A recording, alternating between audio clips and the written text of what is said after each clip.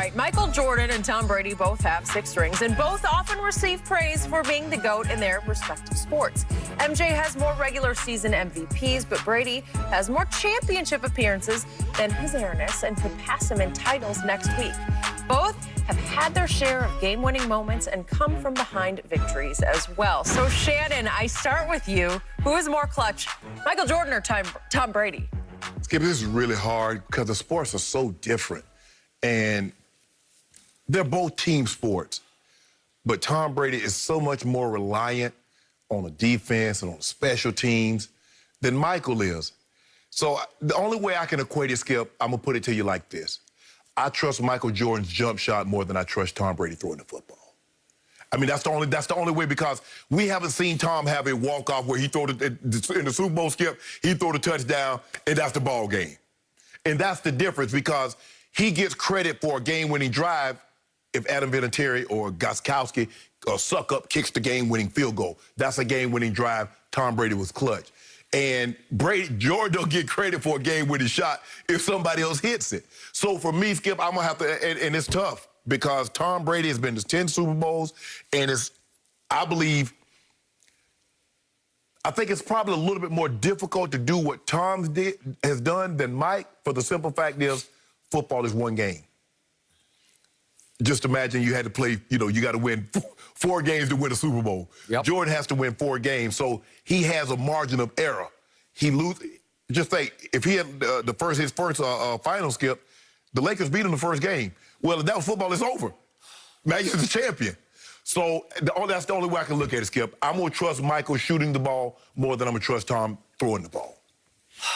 So you said this is really hard. It is, Skip. For me, this is really, really, really, really, really, really, really hard. And I could go on the rest of the show with reallys, because that's how hard it is. Right. Were you still covering the league when Tom won his first Super Bowl? Were you still covering the league like? Yeah. Okay. But I was covering the Raiders. Oh, okay. Yeah. I started with the Tuck Rule game, which I'm about to get to. Okay. So I can only sum it up like this. It's hard for me to say Brady is more clutch than Michael Jeffrey Jordan. Right.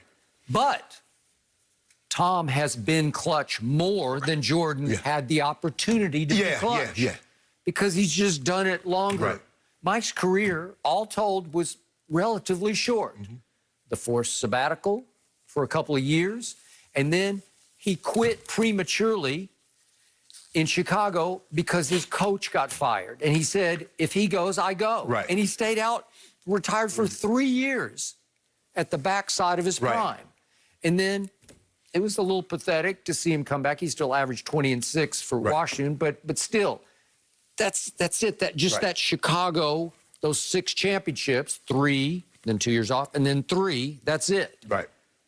Tom's been doing this for 20 years. So if you look at the scope of his consistent, classic clutchness, it's unequaled, it's unparalleled, and it doesn't get nearly enough credit because of what you said. There's no walk-off. There's no signature. Right. I saw a walk-off. Michael literally walked it off in Game 6 at Utah. Right. And he did it on both ends of the floor. He stole the ball from Karl Malone. Right. He stole the ball. Michael did that.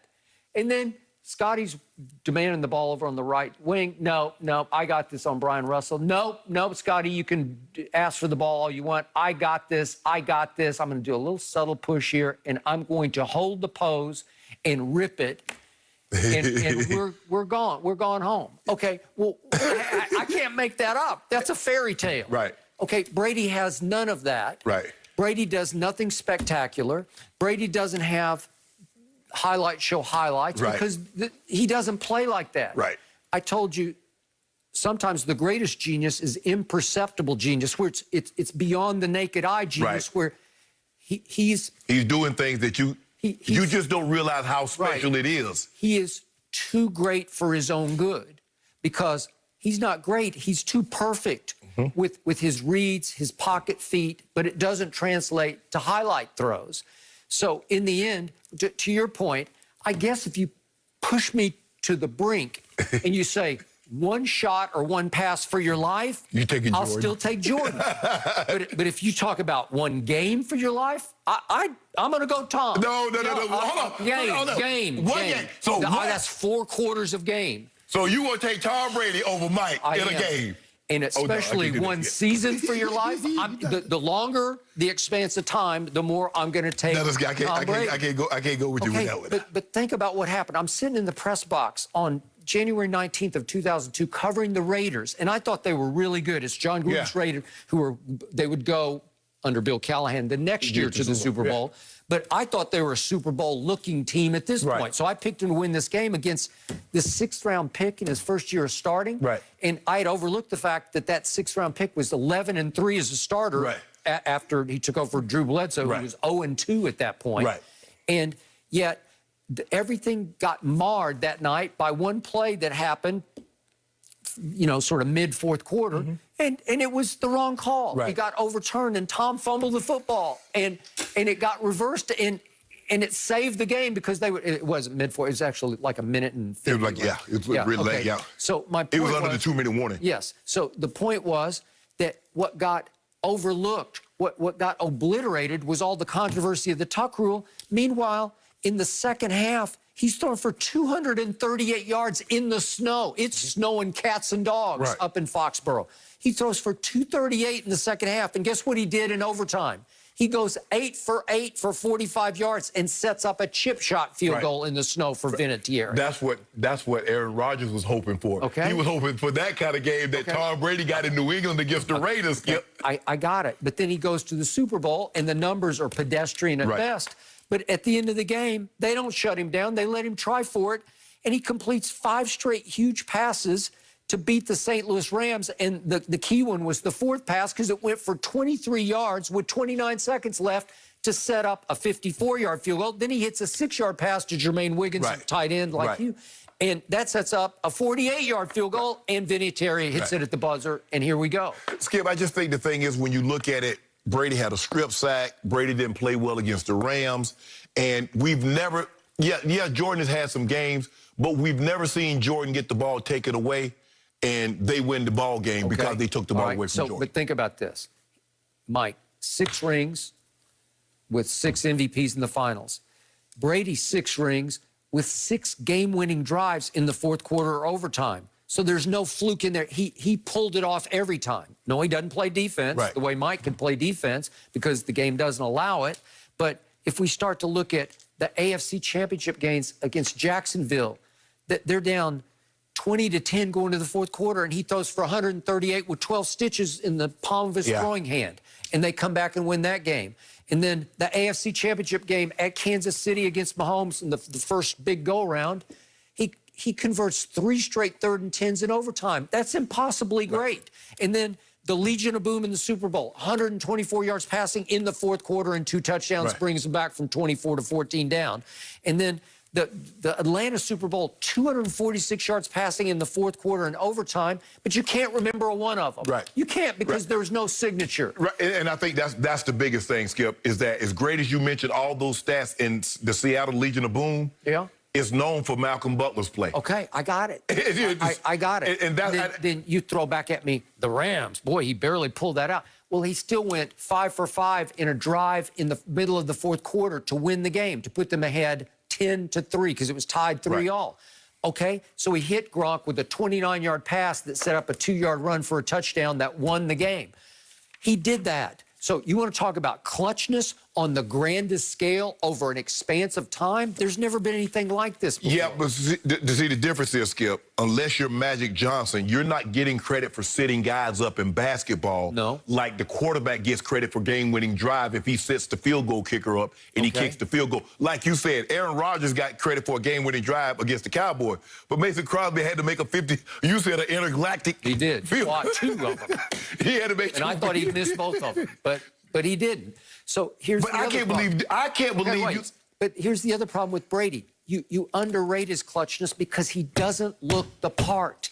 He looks like, you know, that Progressive commercial now about the guy who's teaching people who buy their insurance not to turn into their parents. Yes. Well, it looks, Brady's the guy who turned into his dad. You know, he acts like he's older than he is. Right. But he is the classic, he's the wolf in sheep's clothes, because it's all sheep's clothes. Where you look at him, Michael Jordan just looked like a cold-blooded assassin to me when he got that look in his eye, but you never see Brady get that look in his eye.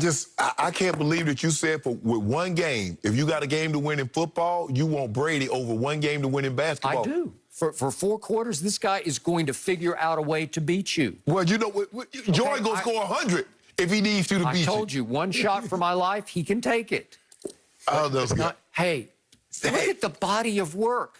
It's unparalleled. Nobody even talks. It doesn't get nearly enough credit. I think the thing is, Skip, yeah, I'll give you credit. He's had more opportunities.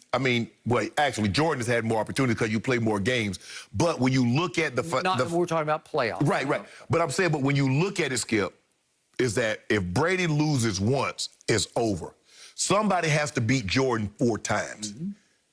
Yeah, I got it. And remember, all these game-winning drives, all it takes is one little mistake, one little missed decision where you just pick the wrong guy at the wrong time and they pick it off. It ends the drive. Or the guy, because see, here's the thing, Skip. He has to throw it, and you got to hope you don't get a situation like Nick Foles hitting Alshon, the ball carrying through his hands. Okay. Jordan take that shot, it's all him. It's all him. No, I got it. Okay. So I can't believe it. Michael, I'm sorry. Give me all your Jordan stuff. You got to turn it in. You got to turn in your Jordan stuff. No, can't. Yeah, you can. I said one shot for my life. He takes it. No. Hold on. How many pictures you got a Brady throwing a pass? None. How many you got a Brady holding the poster, holding the trophy? None. None. Okay, how many pictures you got of Jordan with that shot? I got a couple. Oh, exactly. Yeah. I got one big one that's on my wall. Ernestine, take it down before you get home and put the Brady picture up.